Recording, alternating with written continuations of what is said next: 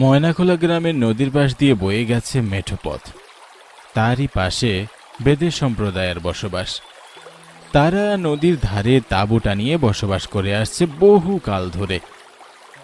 নদীর ধার পুরোটাই তাঁবু দিয়ে ঘেরা। বিকেলের হালকা মৃদু হাওয়ায় তাঁবুগুলো বাতাসে দুলছে। তাঁবুর পাশে দুজন মধ্যবয়সী লোক বসে কালকে টানা নিয়ে ব্যস্ত। মেঠোপথের ধারে একটি চায়ের দোকানে বসে কয়েকজন লোক চা খাচ্ছে। প্রায় সন্ধে হয়ে আসছে। এমন সময় ঝোড়ো হাওয়া বইতে শুরু করলো। দিনু বলে উঠল, তোরা তাড়াতাড়ি কর, আজকে এখানে বেশি দেরি করা ঠিক হবে না। আজ 12ই বৈশাখ, তোদের মনে নেই? দিনু দোকান বন্ধ করে সেখানে খুব দেরি না করে মেঠো পথ দিয়ে এগোতে থাকলো। আকাশে যখন সূর্য ডুবে গেল তারপর থেকেই শুরু হতে লাগলো প্রবল ঝড়। চারিদিক তখন ফাঁকা, কেউ নেই। এমন ঝড় বাদলের সন্ধ্যায় বংশী হন্তদন্ত হয়ে মেঠো পথ দিয়ে তাঁবুর দিয়ে ফিরছে। আজই আমার তো দেরি হয়ে গেল রে বাটে। আজকের দিনটা খুব ভালো লাগো। আমাকে তাড়াতাড়ি তাঁবুতে ফিরতে হবে। এই ঝড় বাদলের দিনে আমাকে এমন হইতে হবে বটে। ভগবান, তুমি আজ বাঁচিয়ে দিও। ততক্ষণে চারিদিক অন্ধকার হয়ে গেছে। ঝড়ের তীব্র বেগে বংশী আর সামনে এগোতে পারে না। বংশী দেখলো গাছের ডালপালাগুলো ঝড়ের ঝাপটে নুয়ে পড়ছে। আশেপাশে তো কাউকে দেখা যায় না, কি যে করি। আজকের দিনে আমার সাথে এমন হতে হলো বটে। হঠাৎ কালো অন্ধকার ভেদ করে আলোর ঝলকানি দেখতে পেল বংশী।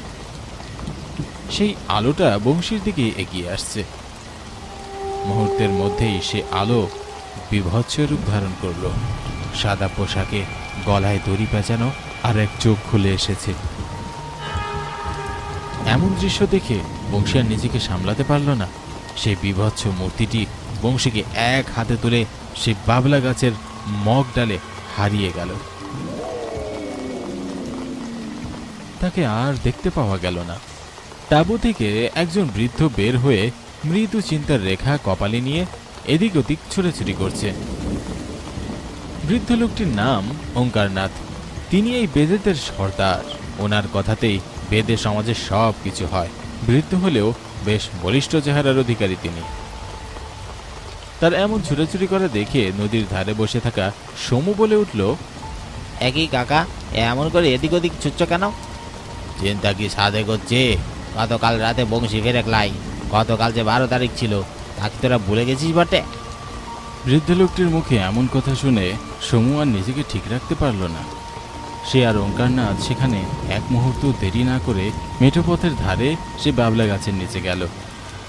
গিয়ে দেখতে পেল প্রতি বছরের মতো এবারও সে একইভাবে বাবলা গাছে একটি লাশ ঝুলে আছে। সেটা আর কারোরই নয়, এই যে বংশীর লাশ। এত সাবধানে থেকে যাওয়ার পরও বংশীকে জীবন দিতে হইল। সমু, তাবু থেকে সকলে ডাইকান, আমরা এই অভিশাপ থেকে মুক্তি নিমু। সমু সেখান থেকে এক দৌড়ে তাঁবুর সামনে এসে হাঁকডাক শুরু করে দিল। কেউ তাঁবুর বাইরে ছিল, আবার কেউ সমুটাকে তাঁবু থেকে বের হলো। তারা সেখানে দৌড়ে বাবলা গাছের নিচে গিয়ে দেখলো বংশীর লাশ মাটিতে পড়ে আছে। সেখানে কিছু গ্রামবাসীও আছে। তুমুল বৃষ্টিতে ওঙ্কারনাথ বলে উঠল, এমন করে বৃষ্টি চলতে থাকলে বংশীর লাশ হৎকাত করা যাবে ক্লাই। এর একটা ব্যবস্থা করতে হবে। এই লাশ নদীর জলে ভাইসা দিতে হবে। দিনের আলো থাকতে ব্যবস্থা নেই তোরা। ওঙ্কারনাথের কথা কেউ অমান্য করে না। তারপর সেখান থেকে কেউ চলে গেল, কেউ সেখানে দাঁড়িয়ে থাকলো। তুমুল ঝড় জলের মাঝেই চারজনের কাঁধে লাশটিকে নদীর ধারে নিয়ে যাওয়া হলো। এরপর নদীর জলে ভাসিয়ে দিয়ে সবাই সেখান থেকে চলে গেল। অনিন্দ আর তন্ময় হাঁটছে খোলা মাঠের ভিতর দিয়ে। খোলা মাঠ চারদিকে ধু ধু করছে। সময়টা ছিল বিকেল। তন্ময়ের পিসির বাড়ি ময়নাখোলা গ্রামে। কাজের ব্যস্ততায় তার এদিকটায় তেমন একটা আশা হয় না। সে মহাজন মানুষ। শিবগঞ্জে তার বিশাল কারবার। শিবগঞ্জ থেকে ময়নাখোলা মাইল 6 হবে। এই পথে গরুর গাড়ি ছাড়া আর কোনোভাবে যাওয়ার উপায় নেই। কিন্তু এতক্ষণে তারা হাঁটতে হাঁটতে হাঁপিয়ে উঠেছে। উফ বাবা, আর পারছি না। আর কতক্ষণ এভাবে হাঁটবো? ভেবেছি পথে বের হই, গরু গাড়ি পেয়ে যাব, কিন্তু এখন তো দেখছি সন্ধ্যা হয়ে গেল। তারা ফাঁকা মাঠের মধ্যে দিয়ে হাঁটতে শুরু করলো। পাশে একটা বড় বটগাছ আছে, চারপাশে তখনও অন্ধকার। তারা দুজনে কিছুক্ষণ জিরিয়ে নেওয়ার জন্য সেখানে বসল। তন্ময় বাবা, আর দেরি করা ঠিক হবে না, সন্ধ্যা হয়ে গেছে। তোর বেশি বাড়ি আরো মাইল দিনেক হবে। বাবা, তুমি বেশি বাড়ি একাই যেতে, আমাকে কেন সঙ্গে নিলে? আহা বাবা, তুই রাগ করছিস কেন?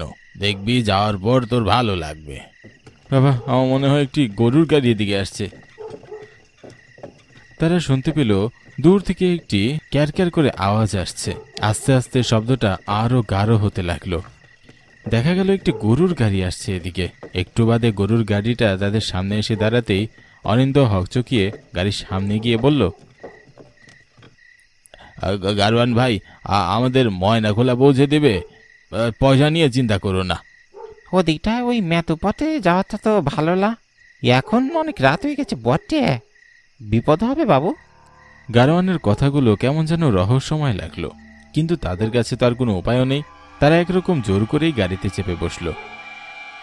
গারওয়ান কাঁচা রাস্তায় গাড়িটা এদিক ওদিক হেলে দুলে চালাতে শুরু করলো। শিয়ালের ডাক শোনা যাচ্ছে। চাঁদের আলোয় কিছু দূর পর্যন্ত দেখা যাচ্ছে। বেশ খানিকক্ষণ কেউই কোনো কথা বলল না। মাঝে মাঝে প্যাঁচার ডাক শুনে নির্জন রাস্তাটাকে আরো ভুতুরে মনে হচ্ছে। তখন গারোয়ানের কথাগুলো আমলে নেয়নি ঠিকই, তবে এখন গা শিউরে ওঠার মতো একটা পরিবেশ তৈরি হয়েছে। খানিকক্ষণ বাদে অনিন্দ গারোয়ানকে বলল, আচ্ছা তুমি তখন কি জানো বলছিলে, ওই মেটো বাদ দিয়ে আর যাবে না কেন? তবে শুনুন, আজ হঠাৎ নয় বাবু, অনেক কাল আগে থেকেই ওখানে অনেক দুর্ঘটনা ঘটে আসতেছে।